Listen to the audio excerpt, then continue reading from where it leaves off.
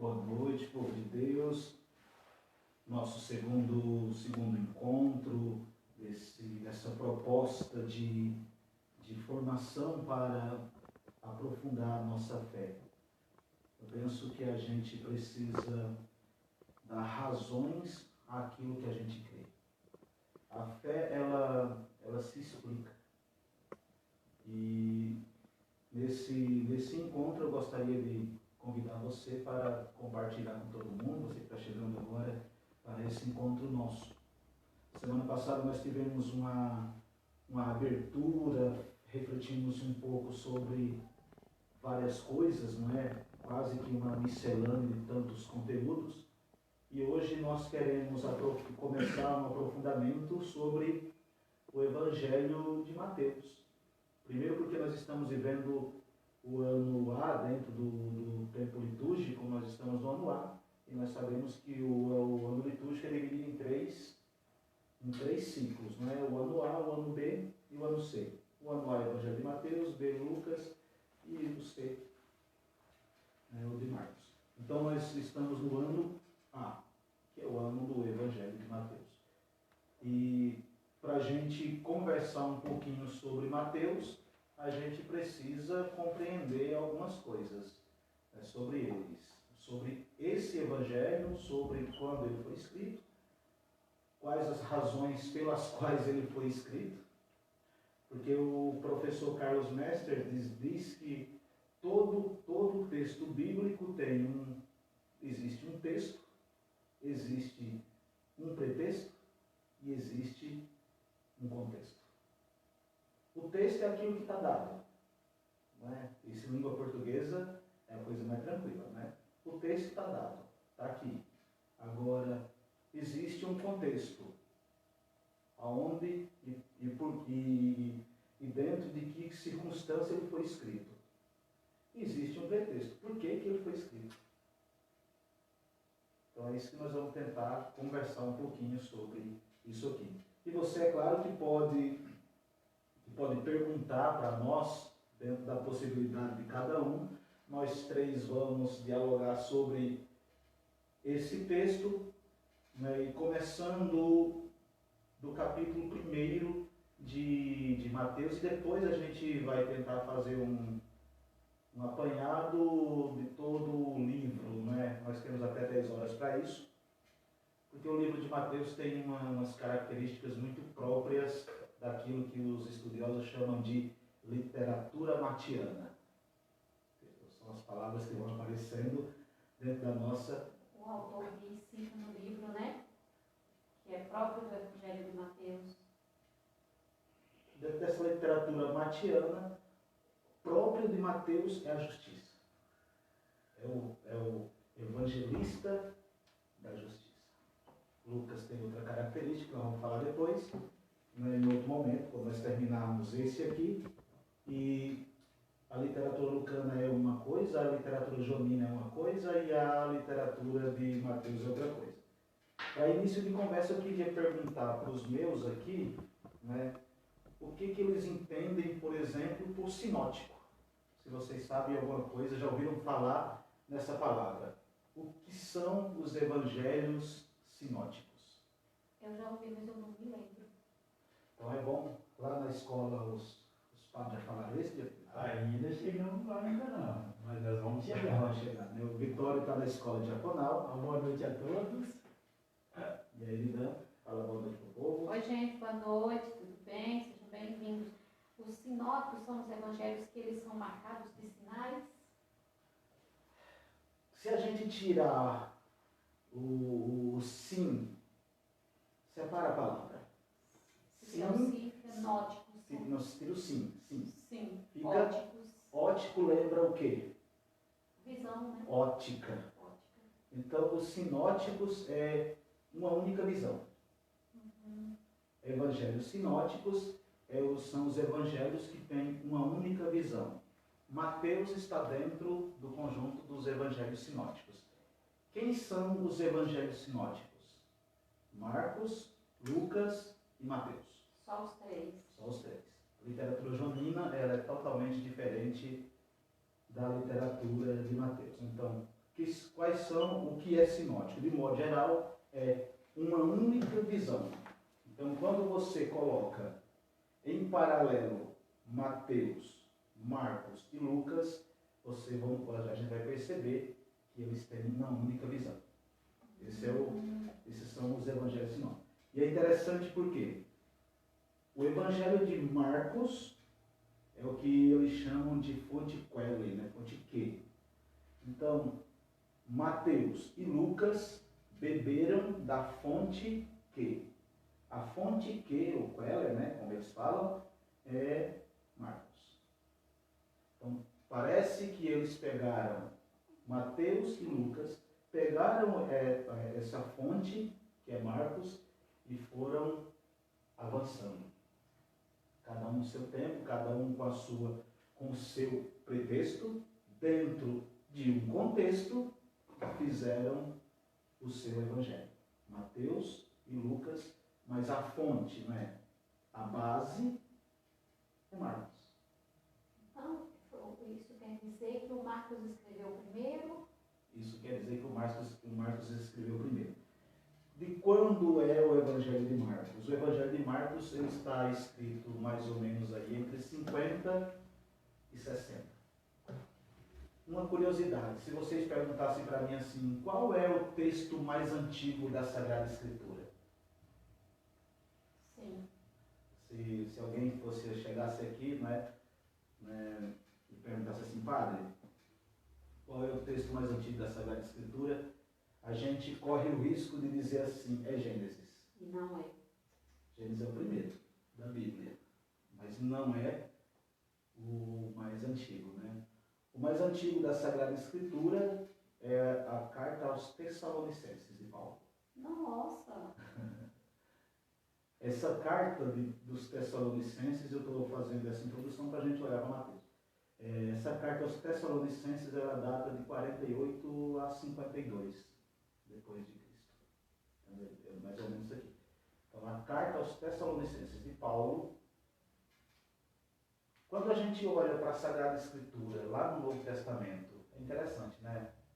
A gente tem, se eu não estiver enganado, são 14 textos que a gente diz de Paulo. Parece 14, né?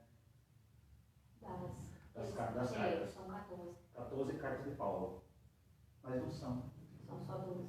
Não são só 12. Não é mais? Ele escreveu menos? Menos. Mas por que diz carta de São Paulo? De autoria de Paulo, autêntica de Paulo, são só 6. De autêntica de Paulo, são apenas 6. Aí tem algumas pessoas, alguns personagens que escrevem como se fosse Paulo. Eles são autores desconhecidos, né? E coloca o nome do fulano para dar peso naquilo que ele está escrevendo.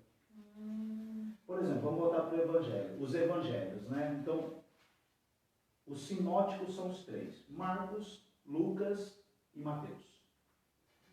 Naquilo que nos interessa de hoje, que é Mateus, nós temos, Mateus ele é mais ou menos do ano 80 depois de Cristo. Aí vocês podem perguntar assim, o Evangelho de Mateus foi escrito pelo apóstolo Mateus? A pergunta que não quer calar. Aí a gente faz conta, né? Uma conta muito, muito tranquila. Se Jesus morreu no ano 30, mais ou menos, né? Da nossa época. E se esse evangelho foi escrito lá mais ou menos no ano 80, de 30 para 80 nós temos 50 anos. A perspectiva de vida daquela época era em torno de 40 anos. Pode ter sido escrito por ele. Sem chance. Do apóstolo, não. Tanto é que a gente não fala evangelho do apóstolo Mateus. Não, é Mateus, evangelho de Mateus. Mateus evangelista. Porque aqui se trata de uma comunidade. Aí a gente pode perguntar assim, e onde foi escrito? Foi escrito na Síria ou na Antioquia? E a gente pode fazer outra pergunta importante. O que estava acontecendo aí, nesse tempo? Então, para a gente que gosta de história, né? Aí a gente precisa olhar. No ano de 66 até 70, o que aconteceu em termos históricos? Aconteceu a guerra judaico-romana, né? Foi quando Jerusalém foi destruída. Uma das muitas vezes que ela foi destruída. Então, nesse tempo aqui, o imperador da época era, sabe quem? Era Nero. Nero. Aí outra curiosidade, em que ano Paulo e Pedro morreram? 64. 64. Da nossa contagem, em Roma. Só curiosidade, né? Então o imperador da época era Nero e houve essa guerra que destruiu Jerusalém e as pessoas foram mandadas embora. É o que nós chamamos de diáspora. Houveram várias diásporas no decorrer da história da humanidade. Para a gente entender o que é uma diáspora, o que é uma diáspora, o que aconteceu na Venezuela, por exemplo, né? Houve toda aquela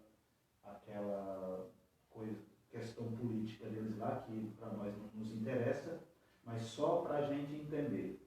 As pessoas foram embora para se livrar de...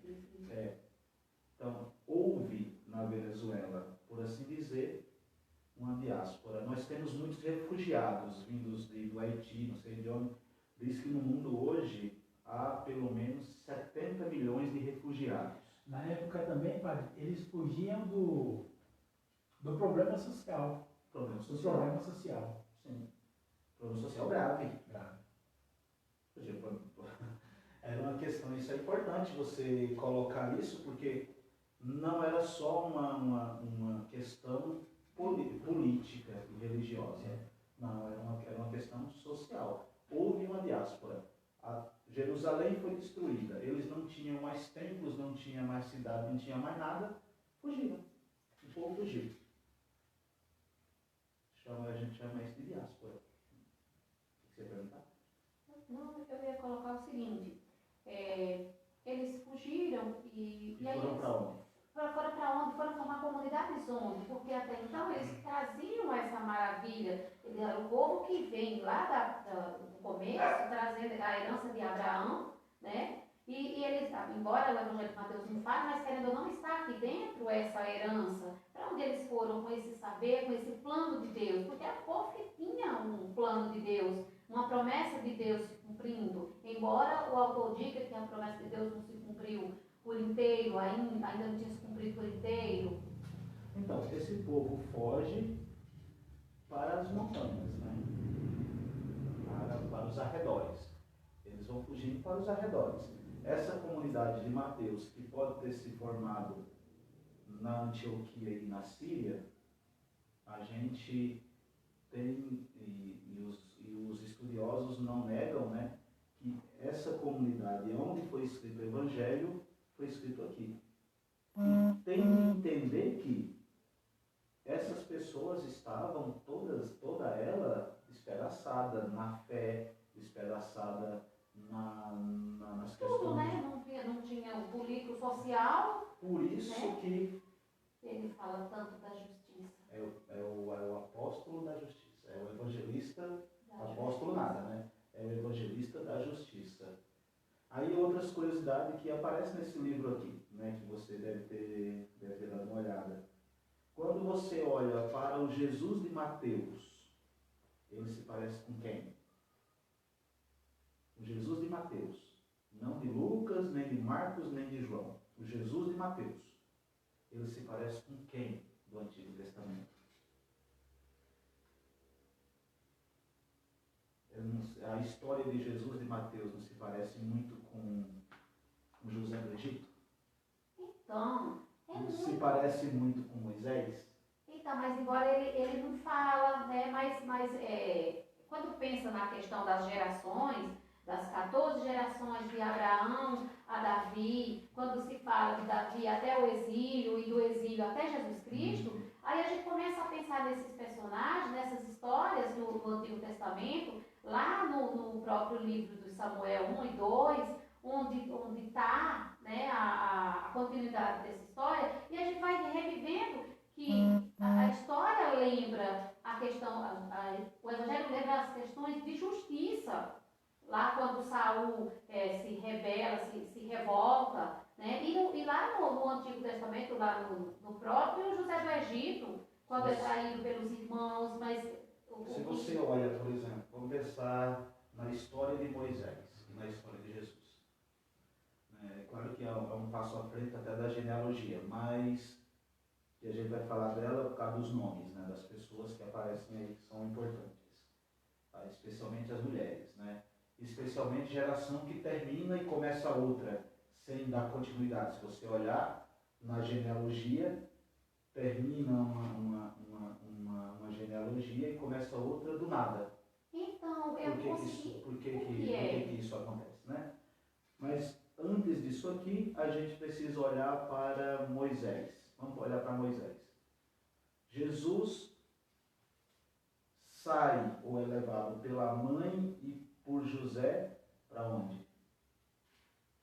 Pequenininho. Olha, ele vai para o recenseamento. Não, antes, logo no comecinho, quando teve a matança, quando teve o infanticídio, que a gente chama, que a gente celebra lá no final do ano, no dia 26 de Dos Santos Inocentes, Santos Inocentes. matam as crianças. Herodes fica sabendo do nascimento de Jesus, né? E chama todo mundo e diz: eu quero que mate todas as crianças que tenham até 2 anos. Parece que ele foge para o Egito. Parece não. Ele foge para o Egito. Aonde Moisés vive? É levado para o Egito. Porque Moisés não é egípcio de natureza, né? Diz que Moisés foi colocado dentro de um balaio, no rio. E Jesus colocado numa manjedoura. Olha os paralelos acontecendo, né? Moisés cresce e Moisés vê uma... Olha que interessante. Moisés cresce... Vitória, é muito legal isso aqui. Moisés cresce e ele, sabendo que Moisés era hebreu, né? Jesus também é hebreu. Moisés vê uma briga de um egípcio e um hebreu. E Moisés faz justiça, matando um, né? Então, Jesus também é o mestre da justiça. Não matando, mas ele vai colocando em paralelo as ações de Jesus e de Moisés para contextualizar aquilo que ele quer escrever. Para dizer para essa comunidade que, do mesmo jeito que Moisés fez justiça e libertou o seu povo, esse Jesus, como novo Moisés, ele vai fazer justiça e vai libertar o seu povo. Mas em outro formato, não um formato de... A justiça para Moisés, naquele tempo, tinha uma conotação. Agora, no tempo de Jesus, já tem outra. Mas Jesus dá pleno cumprimento, né? Sim. Dá pleno cumprimento, tanto é que no Tabor, quem aparece? Moisés. No Tabor, quem aparece? Moisés. Então, aqui nós encontramos. Por isso que o texto de Mateus quer apresentar Jesus como mestre da justiça. Ele quer, olha que legal, existe o império, né? O império romano do poder. Moisés quer apresentar Jesus como sendo o império de Deus. Ele apresenta isso aqui. Moisés é o mestre da justiça no Antigo Testamento. Jesus, o mestre da justiça do Testamento. Quem tirou o povo da escravidão lá no Egito? Moisés. Quem liberta o povo da escravidão? Jesus. Moisés, com Moisés, há a travessia do Jordão e eles celebram uma Páscoa, não é? Sim. Aqui, com o sacrifício do Cordeiro. Aqui, quem é o Cordeiro? Jesus. Olha que interessante, né? Então você vai colocando um do lado do outro e você vai percebendo. Quando você lê o texto de Mateus, você vai vendo, se a gente tiver curiosidade e a nossa mente produzir as duas imagens, a gente vai vendo as imagens dos dois aqui, ó. Um de cada lado. E em paralelo. E o que é bacana é que Jesus dá, a questão de Jesus dar cumprimento. Jesus, em nenhum momento Jesus vai contra ele, só vem dar cumprimento à lei. Sim. Que coisa dinâmica, que coisa fantástica, né? Você olha para as escrituras e eu não conseguia enxergar desse jeito. Só depois da sua fala, eu nunca ouvi ninguém falar sobre isso. Pega o teu texto aí, o texto de vocês, e a gente vai procurar descobrir nesse texto aqui uma coisa legal, né? Que é bom que até que a gente leia, mas lá no fim, no meio do texto, tem o formato.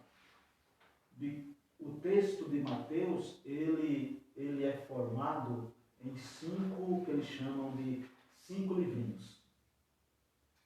Pode olhar? 5 livrinhos. 5 livrinhos. E aqui a gente encontra, sabe, um paralelo, sabe com o quê? Aí aqui o Vitória já está dominando um pouco. Porque a história antiga, talvez eu já tenha tocado nisso aqui. Não sei se falando de Pentateuco com vocês já. Talvez não que está falando só de Israel, né? Não chegou na Bíblia, não falou Bíblia ainda.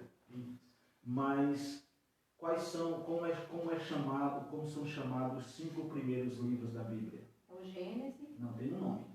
É o Pentateuco. Pentateuco. O Brasil na Copa do Mundo é pentacampeão. Penta é o quê? Que 4? 5. Pentateuco. 5 livros da lei. Né? 5 livros, a palavra Pentateuco significa 5 livros da lei.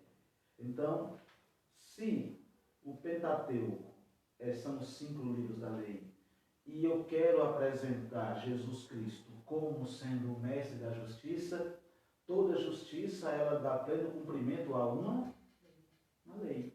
Ó, 5 livros. Eles dividem o Evangelho de Mateus em 5 livros para lembrar O Pentateuco. Simples assim. Aí fica bom, né? Cadê o povo que está aqui? Aí fica bom porque você começa a estabelecer, você começa a ver que aquela literatura, que você não pode ler a Bíblia de qualquer jeito, e que aquele Antigo Testamento que você conhecia, ele não é obra do acaso, ele está totalmente dentro, né? Na verdade é tudo interligado, sim, né? É o vai e volta. É uma coisa fantástica saber que Mateus não escreveu aleatoriamente, para aquele tempo de Jesus tem todo um contexto e tem o antes, né? E aí, a relação com o que veio antes. E aí ele escreveu para quem? Quem era esse público? Tinha um público para quem ele escreveu. Aí esse texto aí, esse livro aqui diz claramente, para os judeus cristãos. A grande direção para quem Mateus escreveu, ele não escreveu aleatório. Eu estou com vontade de escrever um livro. Na verdade, ele escreveu pensando, trazendo algumas coisas para fazer cumprir a lei, mas ele tinha já um povo a que se direcionava, que favorecia essas pessoas. O contexto era esse. Houve uma guerra, houve uma destruição de Jerusalém. Esse povo que estava vivendo o tempo da diáspora, isso aqui era o contexto. E o pretexto, qual que era? Né? O pretexto era para quem eu me dirijo. Eu me dirijo para o povo da diáspora, mas não era qualquer povo. Qual que é? Vocês se lembram do Evangelho de hoje? O Evangelho de hoje diz assim, no envio dos 12. Ele diz assim, olha, Mateus.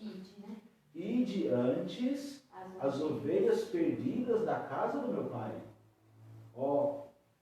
Presta atenção como Mateus é esperto, né? Ele não está escrevendo para qualquer público. Quem eram as ovelhas perdidas da casa do pai? Os judeus cristãos da diáspora.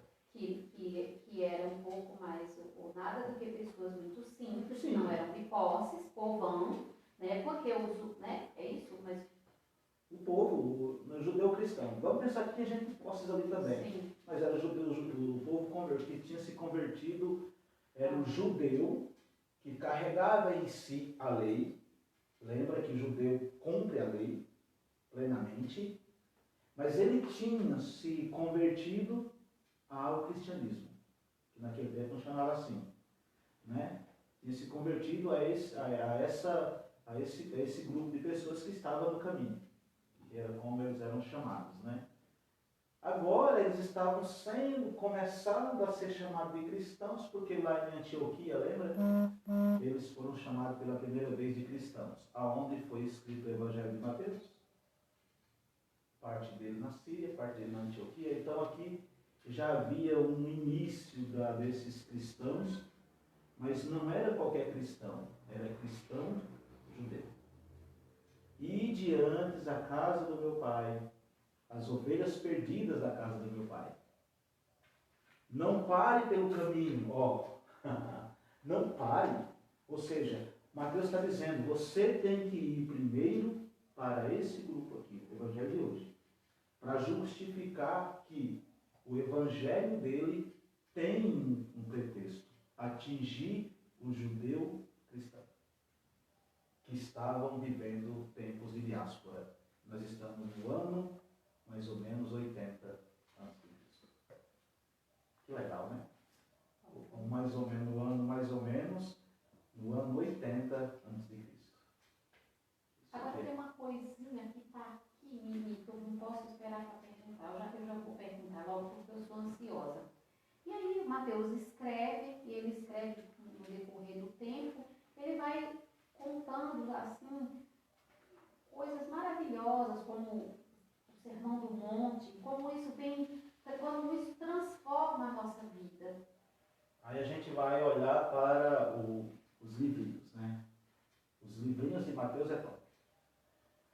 O primeiro livro, porque os livros dele, os livrinhos que ele chama, Sim. quem faz esse tipo de leitura muito legal, se vocês quiserem, né, para leitura leiga é muito bom, você compra um livro de uma coleção chamada Como Ler. Aí Como Ler tem todos os livros da Bíblia, né? E esse aqui, Como Ler o Evangelho de Mateus, do falecido Igor Storniolo, um dos maiores biblistas que o Brasil já teve. E aí, ó, no primeiro livrinho, tá assim, ó, o reino e sua natureza e suas características. No livro, nos livrinhos dele, ele divide sempre em dois momentos, né? Ele tem uma parte narrativa e um discurso. Tem uma narração e um discurso de Jesus. No livro, nos livrinhos. Todos, nos 5 livrinhos. Tem uma parte narrativa e tem um discurso. É muito legal, gente, quando a gente... E você está falando de Jerusalém, tá? Jerusalém. Na Bíblia de Jerusalém ela está bem divididinha. Você pode até olhar. Você está na parte narrativa, né? Narrativa. Na Bíblia de Jerusalém, na parte narrativa. E depois que termina a parte narrativa do capítulo 4, 12 a 25, vem a parte discursiva, que é o Sermão da Montanha. 5 de 1 a 7, que são os livros de Jesus. Tem uma narração, tem um narrador, então, por assim dizer, para a gente ficar mais claro, né? Existe um narrador e depois tem o discurso de Jesus. Em todos os livrinhos, né? No segundo livro, é a apresentação da propagação do reino, né? Que são, a primeira parte ele está falando da natureza do reino, depois ele apresenta esse reino, tem a parte narrativa, uma introdução, depois tem a parte discursiva que fala das missões. Então, quando você olha para o Evangelho, especialmente na Bíblia de Jerusalém, você vai encontrar isso bem definido. Você vai ler primeiro o discurso, né, a narração, terminou a narração, entra o discurso de Jesus. E isso se parece muito com o Pentateuco. É o formato também do livro dos 5 livros do Pentateuco, né? Que são os livros da lei. Os 5 são Gênesis, Êxodo, Número, Levítico e Deuteronômio, né? Esses são os 5 livros do Pentateuco, que se parece muito com Moisés, como Jesus Cristo, né? Claro? Claro, claríssimo. Como 2 mais 2 são 5. A questão é, quando eu quero rezar com o Evangelho de Mateus, é que eu não quero ir à missa, mas que eu quero, que não seja na missa, mas que eu quero pegar essa leitura de hoje, me sentar e rezar com a palavra de Deus. Porque eu sempre escuto, vejo pessoas fazendo isso e fazendo outras leituras da palavra. E aí eu vejo pessoas leigas fazerem isso, algumas eu até admiro, acho, mas eu não sei até que ponto que isso é correto. Como que eu faço esse movimento de ler a palavra e fazer uma Lécio Divina refletindo, meditando? Vamos para a Lécio Divina, né? A Lécio Divina ela é dividida em 4 partes importantes, né? Vamos pensar numa leitura orante da Palavra de Deus, que é o que significa isso, né? Dentro da Lécio Divina, eu também, e eu tenho que tomar cuidado para eu não começar a fazer história, porque a Bíblia não é um livro de história. Ele conta a história, mas não é um livro de história. Aliás, né, só para a gente fazer um paralelo, né, um parêntese aí, nós carregamos, e ia dizer isso antes de começar, a gente não sabe, mas a gente carrega uma biblioteca na mão. Quantos são os livros da Sagrada Bíblia? 76. Imagina. 73. Nem todo mundo na sua biblioteca tem 73 livros. E nós temos a graça de carregar na mão 73 bons livros. Não é? Aí antes da Lécio Divina a gente pode perguntar assim, ou alguém pode ser curioso e falar assim, padre, mas os livros da Bíblia dos protestantes não são 73, são 67. Por quê? Por causa da reforma protestante, não é? Quando Martinho Lutero criou o protestantismo, pelo menos eu sempre escutei, de que tinha sido arte dessa pessoa que era... Eu acho que é antes, né? Antes. Na tradução dos 70, houve duas grandes traduções da Sagrada Escritura. Tem uma que nós chamamos a tradução dos 70. Foram 70 pessoas que traduziram essa Sagrada Escritura lá atrás. Depois, no ano 400, depois de Cristo, viveu um fulano muito conhecido dos biblistas, e a paróquia onde o Marcelo vai ser ordenado. São Jerônimo. Já ouviu falar desse homem? Já. São Jerônimo foi o homem que traduziu a Sagrada Escritura do hebraico e do grego para o latim. Então nós temos essas traduções. A tradução dos 70 é uma tradução mais do Antigo Testamento. Essa é uma tradução muito importante, lá do Antigo Testamento. Nessa tradução dos 70, eles não consideram como canônico, né? Cânon é uma palavra que significa lei, né? Canonizado. A pessoa ficou legalmente santo. Então, não são canônicos os livros do Antigo Testamento que não são escritos em hebraico. Que são 6, necessariamente.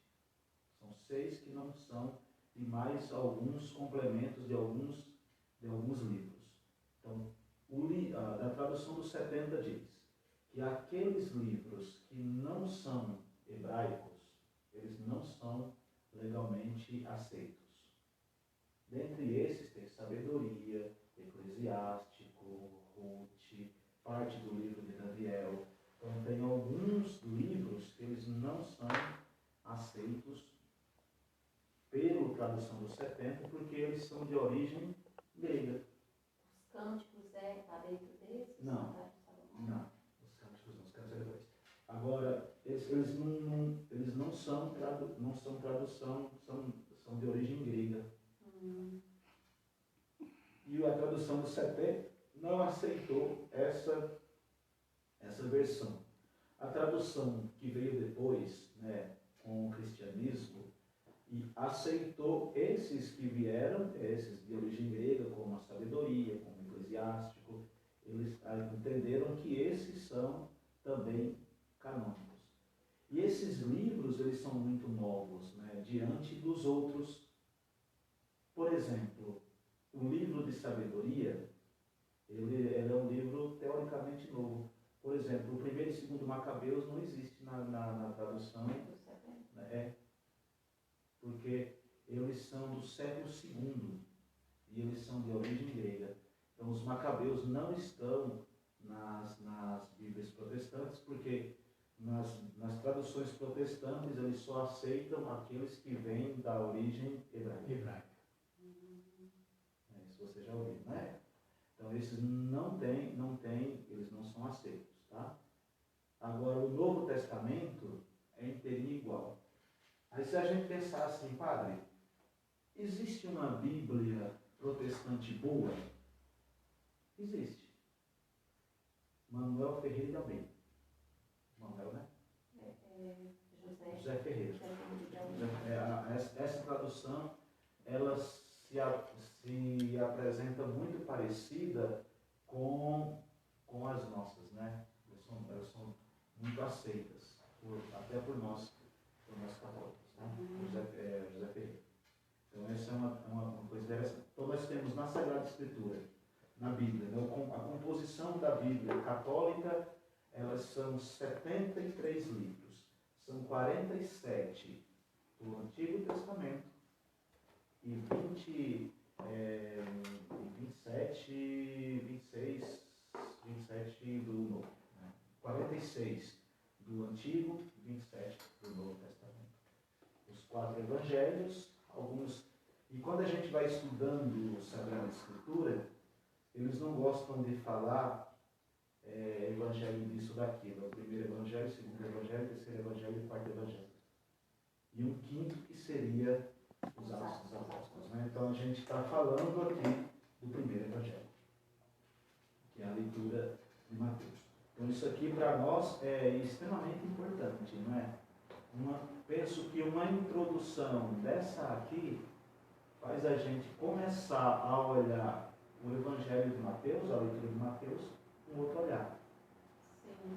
Né? Aí você dizia da leitura orante. Como é que eu leio uma Sagrada Escritura? Porque para a gente não correr o risco de tomar a Sagrada Escritura e lê-la como um livro histórico. Ou lê-la apenas como um livro espiritual. Ou não ler de jeito nenhum, né? Ou ler e deixar para lá. Né? Então, a Sagrada Escritura, ela não tem pretensão nenhuma de narrar fato histórico, apesar de ter alguns aqui dentro, né, fatos históricos, ela não tem a pretensão de contar fato histórico. Ela tem a pretensão de ser um livro teológico. Essa é a pretensão da Bíblia. Né? Eu não posso ler a Bíblia olhando só. Agora eu vou ler a Bíblia, eu vou na introdução do Evangelho, porque toda a Bíblia, né, você tem uma introdução belíssima, essa por exemplo, da edição pastoral. Eu quero saber sobre o Evangelho de Mateus, eu tenho uma introdução muito legal. Né, aqui. Aí também. Uma introdução muito boa. Então eu vou, mas não, se eu quiser rezar, na oração que a igreja ela nos orienta, aí é a leitura orante. Como é que eu faço uma leitura orante? A leitura orante eu faço a partir de alguns pontos. Né? Eu preciso estar num lugar aonde não tenha barulho. Primeira coisa, eu preciso me abster de barulho, porque não sei se acontece com vocês, mas acontece com a maioria de todo mundo. Né? Qualquer barulho que apareça, ele me distrai. Então, para eu rezar, eu preciso, primeira coisa, estar num lugar aonde eu me sinta confortável e aonde não tenha barulho. Primeira coisa, né? A segunda coisa, para eu rezar com a Sagrada Escritura ou qualquer outra coisa, eu preciso fazer alguns instantes de silêncio. Eu mesmo, né?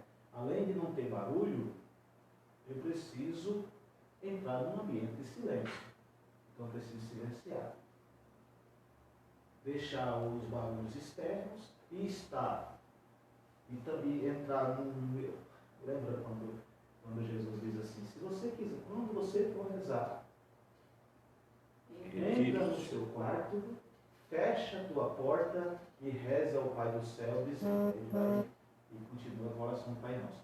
Mas de modo geral isso aqui, entra no seu quarto, quer dizer, vá para o lugar de silêncio, silencie, procura se esvaziar de tudo quanto é barulho, e aí a gente pega o texto bíblico. Que texto bíblico que eu posso rezar? Para quem está começando um processo de leitura orante da Palavra de Deus, os melhores textos são os do Novo Testamento. Nada de Antigo Testamento. Para rezar, ai pai, nossa, tão bonito o texto de Levítico. Ah, é bonito, né? Maldito o homem que confia no outro homem, não sei o que lá. Não. E a gente não sabe muita coisa do Antigo Testamento. Então, o conselho que eu dou, que eu recebi de algumas pessoas em quem me ensinaram a rezar com a Sagrada Escritura, para a gente inicie com o Novo Testamento. De preferência com as cartas. De preferência com as cartas. Então eu vou ler, eu vou rezar, de repente abre, pega a Bíblia de vocês aí, vai lá na primeira carta de João. Se não der tempo, a gente nem toca em Mateus, mas perguntou isso, eu acho que isso aqui é importante para o povo que está aqui, né, e de repente quer aprender a rezar, né, com a Bíblia, que é a grande dificuldade nossa, a gente sabe rezar com a boca. Mas com a palavra de Deus a gente vai lá no Novo Testamento, primeira carta de João. Mateus, Marcos, Lucas, João, Atos, Coríntios, Romanos, e aí João é já no finzinho, ali perto do Apocalipse. Achou? João. Primeiro João. Pega lá aí, tá? Primeiro João. Achou? Vamos ler um pouquinho. Primeiro. Aí, vamos começar. Lê.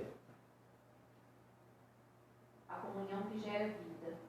Aquilo que existia desde o princípio, o que ouvimos, o que vimos com os nossos olhos, o que contemplamos e o que nossas mãos apalparam. Falamos da palavra que é a vida. Porque a vida se manifestou. Nós a vimos, dela damos testemunho e lhes anunciamos a vida eterna. Tá bom. Você leu 5, 6 versículos, né?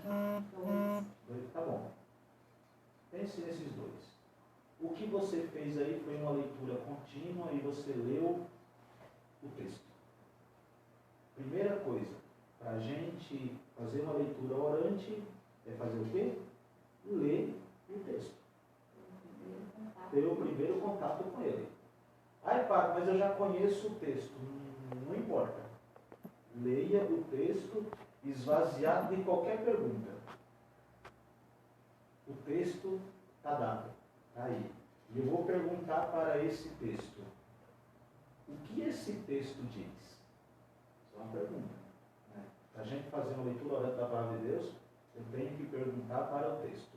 O que o texto diz? Você pode escrever se você quiser. O que o texto diz? É a primeira coisa. Lê o texto de novo.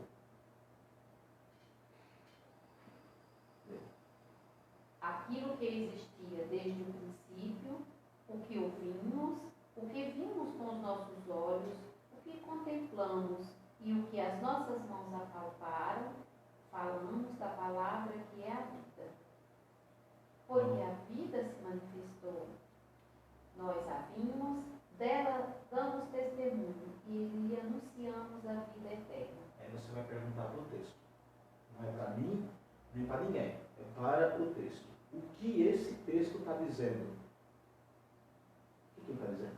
No princípio é a vida. É disso que ele está falando. E O aí, texto está falando isso, ele não está falando de outra coisa, não é? No princípio era a vida. Não.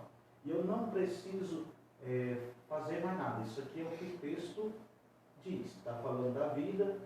No princípio é a vida. Aonde eu acho na Sagrada Escritura que fala que o princípio é a vida? Que texto eu posso colocar em paralelo com esse aqui que fala que o princípio é a vida? outro livro de São João também. Não é dito no No- princípio é a No vida. princípio era a palavra estava junto de Sim. Deus. Então, esse aqui é também um texto que eu posso colocar, mas eu tenho outros. Pensa no outro. Vocês conhecem, mais do que eu, inclusive. Lá no Gênesis a gente começa tudo. É, Lá no Gênesis. Olha como a Bíblia vai dizendo o que o texto está dizendo. O texto está dizendo que no princípio. da criação do mundo, no princípio. Aí não fala alguma coisa de palavra? Ele fala que nossas mãos apalparam. Falamos da palavra, que é a vida. No princípio Deus criou o céu e a terra e ele disse. Dizer é o quê? É a palavra. Dizer é palavra. E Deus disse. Olha que legal. Então eu vou pegando, eu não estou falando nada de história, eu estou contextualizando essa Eu palavra. digo fazendo uma intertextualidade em língua portuguesa. É isso aí, Não uma se intertextualidade. transforma, não. Então você vai olhando e necessariamente, dá uma olhadinha na Bíblia de Jerusalém, no seu texto aqui, tem os versículos ó, aqui do ladinho. Do lado. Você vai olhar para esses versículos aqui, ó, e ele vai te apontar para um texto paralelo a esse aqui. Né?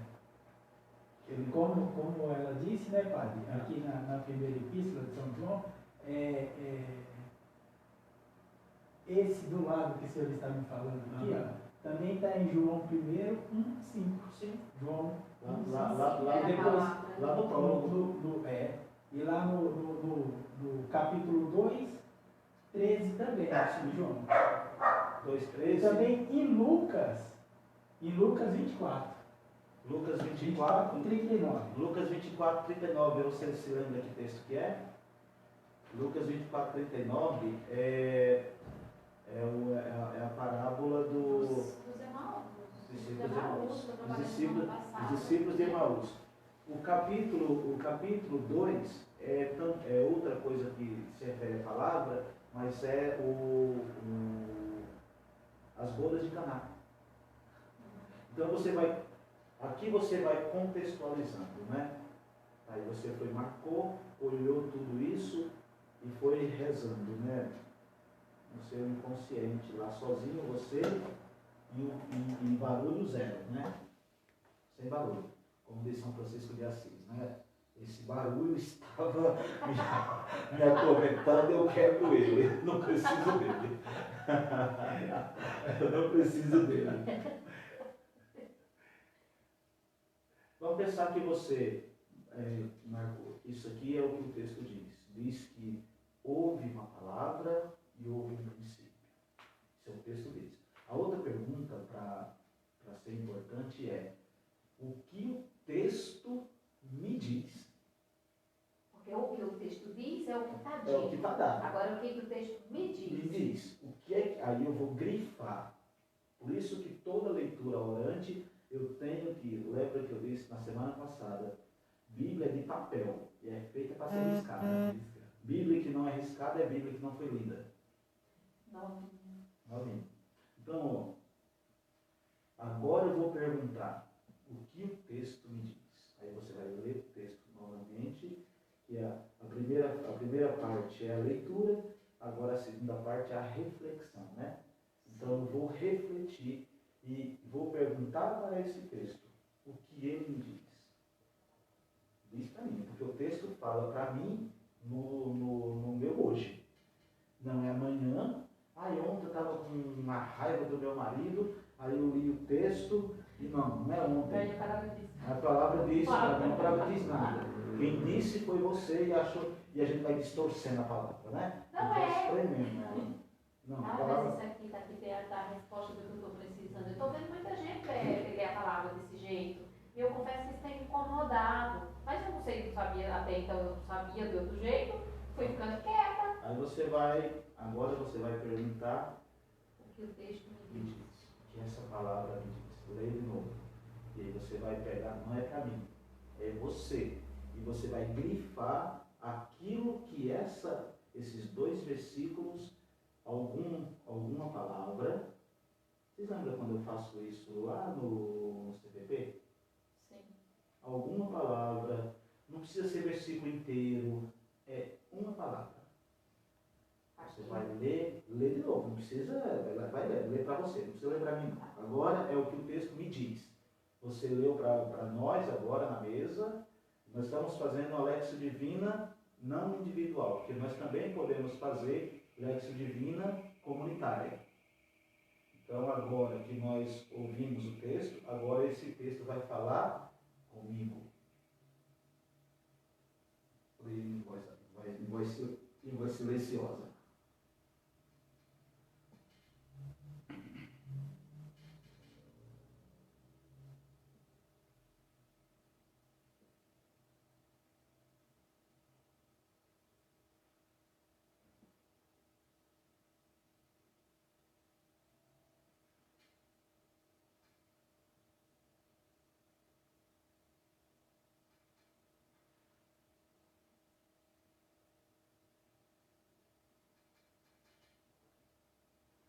Né?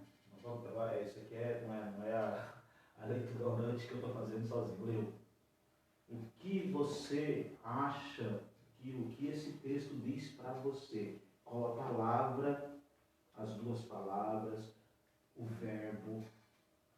Contemplar, que é o que contemplamos, eu grifei, mas é o verbo que está me dizendo é contemplar. Escreve ele no papel, grifa ele e escreve ele no papel.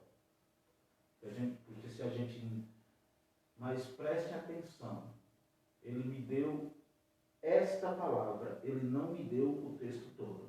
Então é essa palavra aqui que eu vou guardar para continuar a minha reflexão, a minha leitura orante. Então, o verbo aí foi contemplar. Escreve ele no seu papel.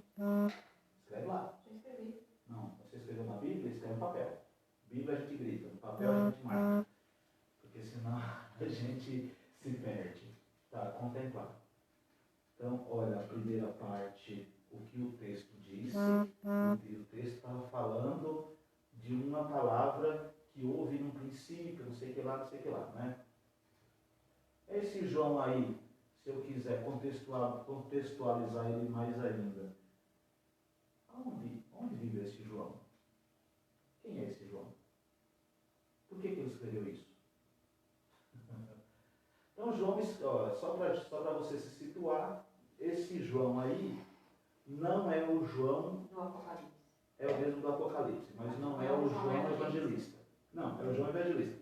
Não é o João discípulo de Jesus. Tá. Não é o João que estava aos pés da cruz com a Santa Não, imagina. Sabe por que não? Porque o Evangelho de João, as cartas de João e o Apocalipse, eles datam são os textos mais novos do Novo Testamento. O mais antigo é a carta aos Tessalonicenses, o mais novo são esses aqui. Então ele data do ano 100. Então, 100 depois de Cristo.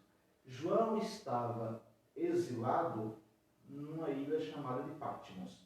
A ilha de Patmos é na Grécia. Nero já tinha morrido, já tinha atacado fogo em Roma. Mas havia uma perseguição aos cristãos nessa época aí. Uma perseguição imensamente grande. Continuava. Continuava, porque a perseguição ela começa ali nos anos 50, mais ou menos, a grande perseguição, os primeiros mortos, que é Estevão, né, anos 50 por aí, e ela tem uns picos muito alto, muito forte, mais ou menos nesse tempo aqui, no ano 100. Então ele estava falando, eles estavam num tempo de perseguição muito forte. E João está escrevendo para um público específico, né? O público dos perseguidos do Império, claro, e ele está exilado na Grécia, na ilha de Patmos, na Grécia. Da ilha de Patmos, na Grécia, ele escreve o Apocalipse. Agora vocês conseguem entender por que o Apocalipse é cheio de símbolos. A Grécia é cheia de símbolos. E ele precisava falar para um povo contra um sistema perseguidor, mas ele não podia falar abertamente que ele ia se danar. Então ele precisava falar através de uma linguagem de símbolos. E nessa linguagem de símbolos, os cristãos da época, para quem ele escreveu, ele sabia do que ele estava dizendo. Uma mulher revestida de sol, a lua debaixo dos seus pés, uma coroa de 12 estrelas. 12 é o que mesmo? De Israel. Mais do que isso, Os 12 apóstolos. Nossa, é muito forte. Aí, a volta aqui, não mostro que é aqui lá no Apocalipse outra coisa. Agora você grifou, né? Agora eu vou rezar com essa palavra que eu grifei. Então eu vou dizer para Deus o que me diz essa palavra. O que eu posso dizer a Deus com essa palavra. Olha, o que diz o texto, primeira coisa. O que me diz esse texto, o que eu posso dizer a Deus. Aí é a oração que eu escrevo. Vocês, Deus, vão pensar que Deus te mostrou a palavra contemplar. Agora eu vou fazer uma oração a Deus a partir dessa palavra que Ele me fez refletir. Aí você vai escrever uma prece, uma oração, e você vai degustando isso. Né? Senhor, muito obrigado, porque o Senhor me deu a graça de contemplar a Tua palavra na criação, no Gênesis. O Senhor me deu a graça de contemplar o vinho novo, bodas de Caná, né? O Senhor me deu a graça de a Tua palavra me ver e me revelar a Eucaristia, discípulos de Emaús, não ardiam com o meu coração quando eu revelava as Escrituras para mim. Ai, o Senhor nunca falou desse jeito. Nossa, que coisa bela. Entende? Não é, gente? É assim. Tá, mas tem outro passo. Você fez, veja, li o texto. O texto disse que era isso aqui, o texto estava dado. O que me disse esse texto, né, disse que eu tenho que contemplar. Agora eu rezo com essa palavra, mas tem um último passo, que é a contemplação. Né? Leitura, meditação, oração e meditação. São os passos da leitura orante. A contemplação é dos atos. Eu me lembro que o padre Fidel, num curso de leitura orante que eu fiz lá atrás, em 2008, 2009, ele disse assim: a coisa mais difícil para nós atingirmos na vida de oração é a contemplação. Mas, de modo geral, o que é a contemplação?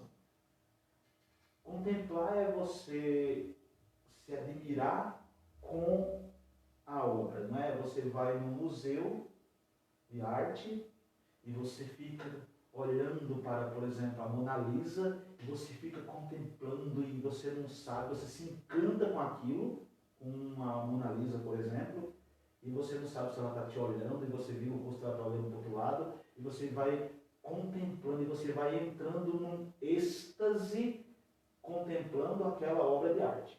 Quem já foi em museu, seja ele no Louvre, mas vamos pensar no museu nosso, que a gente vai aqui mais tranquilo, você vai ver, eu fui lá em Minas Gerais, eu fiquei vendo as obras de arte do Aleijadinho. E eu fiquei olhando para aquilo, olhei, a gente vai entrando num grande êxtase. Tá, mas eu não posso ficar no êxtase. Aí eu posso me lembrar, sabe do quê? Dos discípulos do Tabor. Eles estavam num êxtase, eles contemplaram mais do que a transfiguração. Eles contemplaram aquilo que eles iam viver e que estão vivendo hoje, eles contemplaram a eternidade.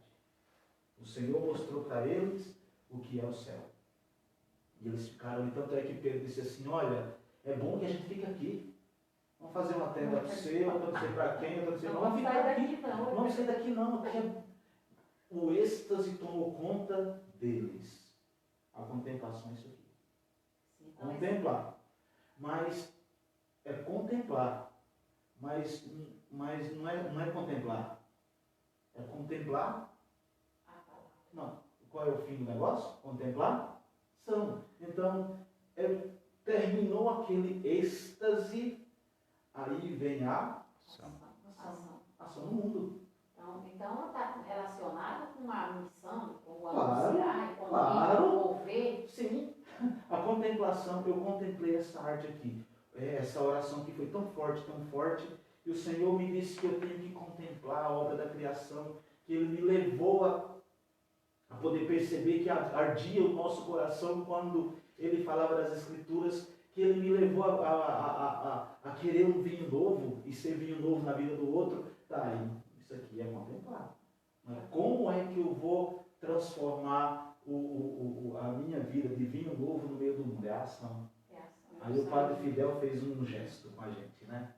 Aquilo foi das marcas do meu curso de Lexia Divina mais importante. Aí ele disse assim, olha, quando você terminar a Lexia Divina, aí esse gesto é importante. Eu não preciso dela mais aberta. Eu preciso dela fechada, porque a minha vida agora é mundo. Isso aqui é leitura orante. Isso aqui é leitura orante. Aquela leitura orante que me leva a ficar com a cara enfiada na Bíblia diante disso aqui, não é isso aqui, isso aqui é estudo bíblico. Aquele que fica com a cara enfiada na Bíblia o dia todo e foi isso aqui é estudo bíblico. Eu vou estudar a Sagrada Escritura, isso aqui é outra coisa. A leitura orante, ela me leva necessariamente a fazer uma leitura, uma reflexão, uma oração, uma contemplação. Padre, e diz aqui, na carta de São João, né? Porque a vida manifestou-se. Nós a vimos e dela vos damos testemunho e vos anunciamos essa vida eterna. Precisa mais alguma coisa? Não precisa. Isso aqui, minha gente, para vocês que estão aqui conosco nesse momento agora de meditação, de estudo, é isso aqui. A leitura da Sagrada Escritura, ela tem de me levar a uma ação. A leitura orante, não a leitura enquanto... eu estou com vontade de ler, porque Bíblia não se lê como se lê revista. A Bíblia não é um livro para eu estou com vontade de ler Bíblia, não é assim. Para eu estudar a Bíblia é diferente, né? Nós estamos fazendo aqui um pouco de estudo bíblico bem mais ou menos, né? Mas hoje, quem está conosco aqui, ele percebeu, né, que a leitura orante da Sagrada Escritura é o meio mais eficaz de me colocar em contato com o divino. E na missão, né? Sim. Porque daí, a partir do do meu contato com o divino, da minha oração, isso precisa me mover. Se isso não me mover a sair em ação, para olhar as necessidades do meu semelhante, da comunidade que eu vivo, ela não tem eficácia, porque a palavra, né? Diz que a palavra passa por mim, não passa por mim sem deixar um sinal. Não tem o porquê usar a Bíblia. Não tem. Não tem o porquê. Não tem. Então, a pessoa diz assim, eu todo dia eu rezo o Salmo 90. Era isso. Todo dia eu rezo o Salmo 90. Todo dia eu tenho que rezar com a Sagrada Escritura. Porque senão eu vou usando o Salmo 90 como um amuleto. Não, a Sagrada Escritura não é um amuleto. Eu rezo o Salmo. Eu rezo o Salmo esse que é contra os demônios. Eu rezo esse que é contra os inimigos. Esse daqui fala que é contra a macumba. Tem umas conversas desse tipo e a gente precisa desmistificar essa fala. Sim, porque o que o Senhor dá de presente para nós, que é importante, e graças a Deus, até na oração da manhã, que é uma pegada mais carismática, nós temos feito, e até no grupo de oração, na segunda também, a gente tem feito, a igreja já nos deu, antes de eu acordar, isso aqui é muito interessante, né? Antes de eu acordar, a igreja já me deu o caminho. Ela já me deu, está lá. O que ela me deu? Olha que interessante. Ela me deu uma leitura, um salmo, que também é uma leitura, e um evangelho, que é uma leitura. Então, a igreja me deu de presente isso aqui. Por que cargas d'água eu vou ter que ficar procurando chifre em cabeça de cavalo, se a Bíblia pudesse dizer isso, né? Eu vou me levantar de manhã, vou rezar o texto e vou abrir a palavra. Né? Nós fizemos isso tantas vezes. Eu vou ver o que o Senhor me deu. Não, o Senhor me deu, mas essa não foi boa. Então vai me dar outra. Não, o Senhor me deu, mas essa não foi boa. Não, vou procurar outra. Vou procurar outra. Boa, não. A gente tem que tomar cuidado, porque está dado. Está lá. A igreja, sabiamente, antes de eu acordar, ela me deu. Por exemplo, hoje de manhã, eu rezava antes da coisa com o evangelho do dia.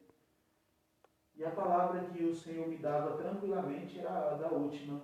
Eu até fiz a questão de grifar com eles, mas eles não sabiam que eu tinha feito leitura orante, que eu faço todo dia. Mas a palavra que o Senhor me colocava muito forte de manhã era caminho. Você lembra, Ronaldo, que era uma palavra que eu meditava com muita força de manhã? Caminho. Caminho. Porque caminho? Caminho faz todo dia. E eu, quando eu li o texto, que eu rezei, que o Senhor me levou a meditar sobre o caminho. Caminho. Caminho. Porque se não tiver caminho, não tem anúncio. Se não tiver caminho, não tem encontro. Se não tiver caminho, não tem conversão. Se não tiver caminho, não tem discipulado, não tem nada. Caminho. Aí ele vai durante o dia me dizendo, né? Meditando, me dizendo, rapaz, você tem que andar no caminho. Aí você tem que andar no caminho certo, para você não entrar nas veredas. Olha como o caminho tem... Todas as... para a conversão, para a vida de discipulado. Para a vida de discipulado e para a vida, no meu caso de hoje, amanhã eu não sei que palavra ele vai me dar. Que é a gente, Francisco, que diz que a gente tem que se surpreender com a surpresa de Deus. Então, ele me deu uma palavra, caminho. Na verdade, todo dia ele fala. Mas aqui de manhã ele falava, ide. Ide. E como que eu vou se não tiver um caminho? Olha como a liturgia é sábia. E a gente vai buscar respostas. É claro que eu não estou dizendo que é errado a gente, por exemplo, eu vou dar uma palestra, né? Alguém me deu um tema. Aí ele me deu um tema, que eu não sei lá como ele arrumou esse tema, e eu vou buscar na Sagrada Escritura os meios que eu vou achar para aquele tema. Aí outra coisa, não é? Alguém disse assim, padre, se eu nem falar sobre, sei lá, santidade, por exemplo. Padre, eu quero que o senhor fale de santidade. Tá, mas se ele me disser, padre, se eu falo de santidade, mas eu preciso perguntar, santidade aonde? Santidade na missão, santidade no matrimônio. tem um leque que temos dentro da santidade. Santidade Adolescente, jovem. né? Santidade numa vida vocacional, santidade. Sabe por que as vocações se perdem no meio do caminho? Porque falta santidade. Só por isso. E de repente, os vocacionados, e eu fui, né, sou, né, mas eu estou falando dos tempos de seminário, às vezes a gente não entende isso aqui quando os nossos reitores, quando os nossos padres, os nossos superiores começam a falar. Tome cuidado quando você toma ônibus, tome cuidado com o que você fala, tome cuidado com isso, tome cuidado com aquilo, tome cuidado com o gesto, tome tudo. Isso aqui tem a ver com santidade. E a gente quer morrer. Parece até uma perseguição. Parece a gente. Não posso nem olhar de lado, não posso rir. A gente, quando está no caminho vocacional, eu vivi isso menos porque eu já era mais adulto. Mas os mais jovens, quando os nossos padres começam a falar disso, eles começam a achar que os padres estão pegando no pé, que os padres, quer dizer, não é pegação no pé. Ainda mais agora, né? Uma foto mal tirada. Na verdade, são orientações muito preciosas para mim, né? E para o casado? Todo cuidado é pouco. Todo cuidado é pouco. O Vitório, ele está na escola diaconal.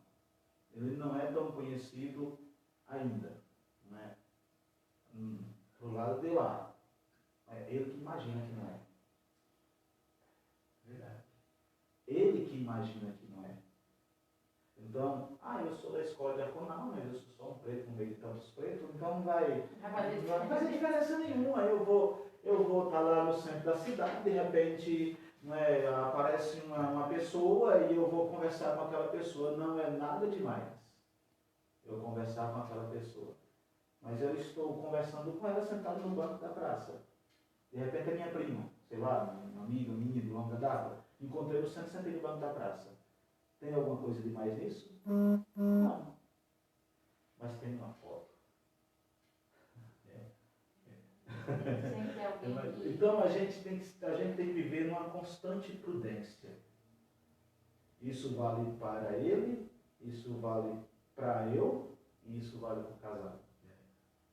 Vê se isso não é uma contemplação. Porque às vezes a gente acha que a ação no meio do mundo é só eu a começar a falar de Deus para o outro. Não.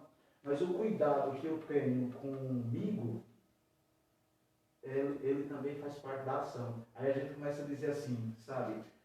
É porque eu sou templo do Espírito Santo, é porque o Espírito Santo age em mim, ele não age em mim, dizendo para você tomar cuidado. Ele age em mim para você ficar esperto. Vigia. Vigia. Vigia. Entende? Olha como a vida, a partir de uma palavra que o Senhor me deu, né, que era a contemplação. Contemplei o sagrado, entrei no êxtase. Agora eu tenho que, como fez o gesto do Padre Fidel, agora eu tenho que fechar a Sagrada Escritura e agir no meio do mundo. Em função do outro e tomando cuidado com a minha postura. E aí a gente começa a amadurecer, sabe?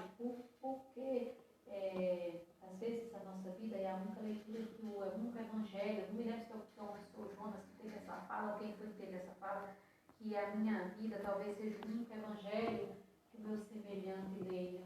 Sim. A Jonas tem outra frase, a gente ia encerrar aqui, né, já está muito tarde.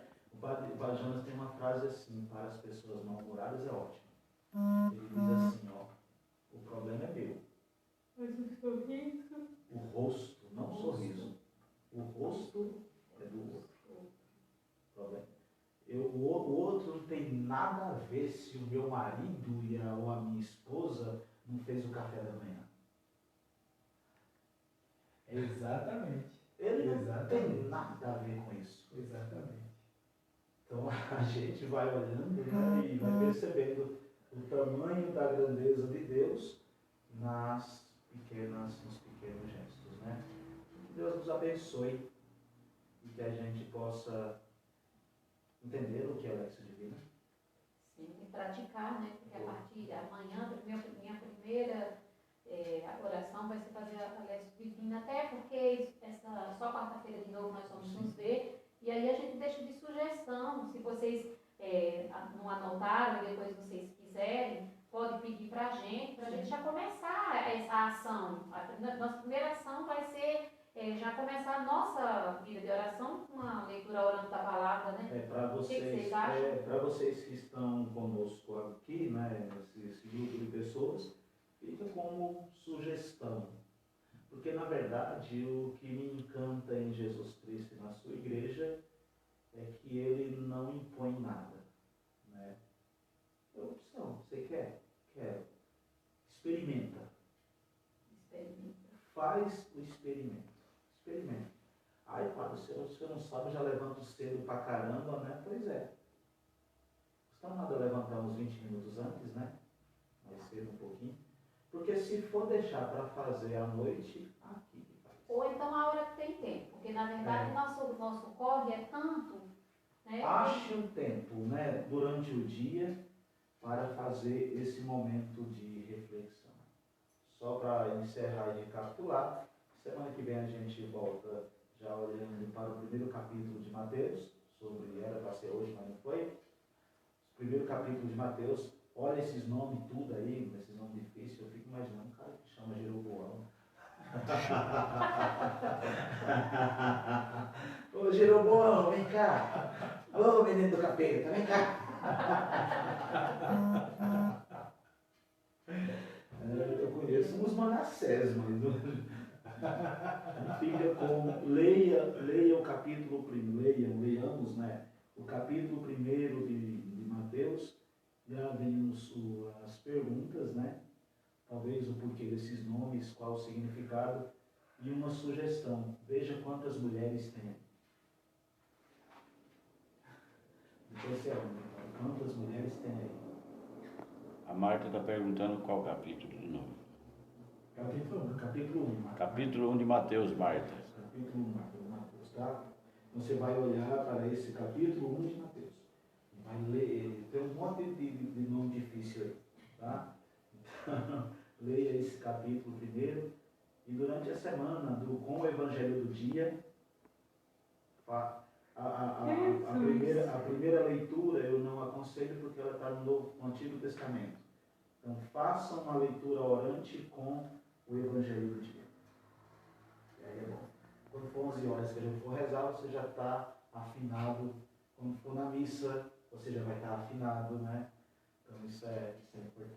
Bom? Lembrando, né, padre, que, como o senhor já falou, a Igreja Católica dá para a gente.